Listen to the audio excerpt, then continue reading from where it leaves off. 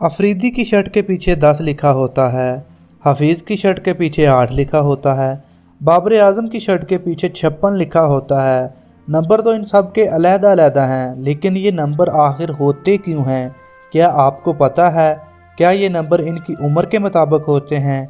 इसका जवाब है बिल्कुल नहीं, क्योंकि अगर उम्र के लिहाज से होता तो बाबर आज़म की शर्ट के पीछे 56 ना लिखा होता और ना ही फ़खर ज़मान की बैक साइड पे 39 लिखा होता। अगर आप भी जानना चाहते हैं ये नंबर कौन जारी करता है तो इस वीडियो को मुकम्मल देखते रहिए।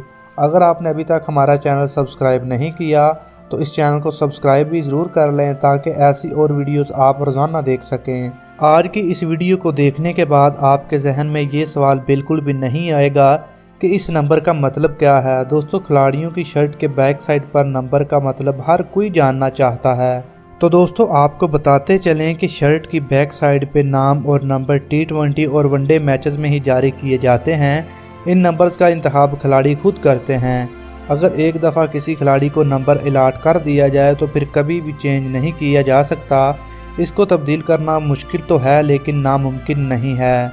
जैसे साबिक कप्तान व मौजूदा चीफ सेलेक्टर इंज़माम उल हक की रिटायरमेंट के बाद उनकी शर्ट का 8 नंबर पाने के लिए मोहम्मद हफीज़ ने दरख्वास्त की थी, जिसे कबूल कर लिया गया था। वाज़ह रहे कि बैट्समैन उमर अकमल इन दिनों मुसलसल मसाइल का शिकार हैं। किस्मत बदलने के लिए इन्होंने चंद बरस कबल 96 नंबर से पीछा छुड़ाकर नंबर 3 अपनाया, मगर वो भी उन्हें रास ना आया। अब वो टीम से बाहर हो चुके हैं।